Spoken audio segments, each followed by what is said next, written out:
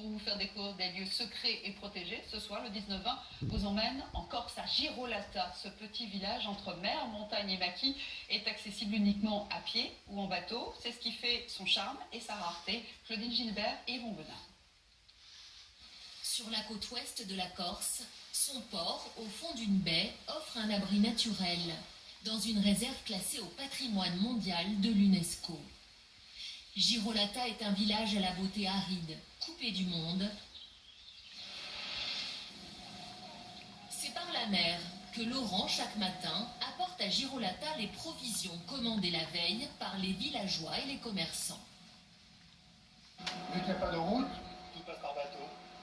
Voilà, donc là en ce moment c'est la marchandise. Après on peut être amené à transporter d'autres choses, le fret, des matériaux, des personnes, des animaux, enfin toutes sortes de... Son bateau, c'est le cordon ombilical qui relie Girolata au reste du monde. Coralie, la factrice, l'emprunte pour sa tournée quotidienne, du courrier et de plus en plus de colis. Il commande énormément parce que bon, sur place, il n'y a pas grand chose, on va dire, ce qui fait que tout passe par moi, voilà, enfin par la poste. 2 mois par an, Girolata s'active pour accueillir le défilé des touristes toute la journée. Beaucoup de monde. 600 000 personnes, des touristes de passage, visitent chaque année la réserve de Scandola. C'est l'un des joyaux de la Corse, patrimoine mondial de l'UNESCO. Un sanctuaire de 2000 hectares pour la biodiversité, marine et terrestre.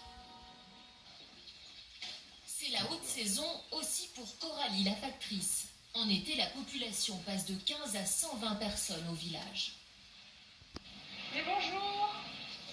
Merci. De rien. C'est la lessive que j'ai commandée, voilà. J'avais plus de lessive, c'est ma lessive qui vient de me livrer.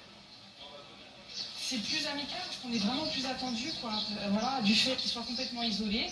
On fait le rapprochement entre ici et de l'autre côté. C'est-à-dire qu'après, ça va au-delà du courrier. Des fois, on peut ramener le journal, on peut ramener une Écosse dont ils ont besoin et qu'ils ne peuvent pas avoir forcément rapidement et qu'ils auront le lendemain avec moi. Voilà. Il lance ses filets au large de Girolata tous les étés depuis 45 ans. Jean-Paul ne s'en lasse pas. C'est vrai qu'on travaille dans un bel endroit quand même. Hein. Tous les matins, regarde, c'est différent tous les matins.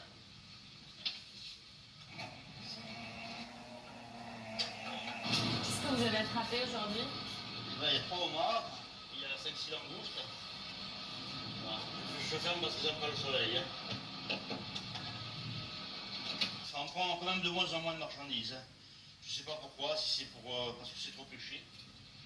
Ou si alors c'est parce que il y a beaucoup de monde qui navigue dans la réserve. Au port, le déjeuner arrive, tout frais sorti de l'eau. Ouais, Christophe, voilà, vous avez le restaurateur là qui est là. Bonjour. Et puis demain on travaille ensemble.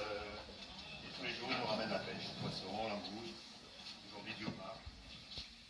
C'est très bien pour nous, passionnés de cuisine, et aussi pour les clients. Ils peuvent avoir des poissons sauvages frais arrivés tous les matins. Voilà. Les visiteurs d'un jour ignorent la longue histoire de Girolata, havre des navigateurs depuis la préhistoire. La tour génoise, bâtie au XVIe siècle contre les pirates, rappelle l'ancienne vocation militaire du Golfe. Jean-François Luciani veut faire revivre la mémoire du village. La plupart des tours qui sont sur le littoral de la Corse, c'est des tours de guet, des simples tours qui sont au sommet de cap qui dominent la mer. Ici, le but, c'est au-delà du guet, qui est nécessaire évidemment, c'est de pouvoir contrôler le port.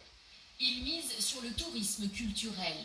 5 siècles plus tard, ce fortin, bientôt restauré, se prépare à l'assaut des visiteurs.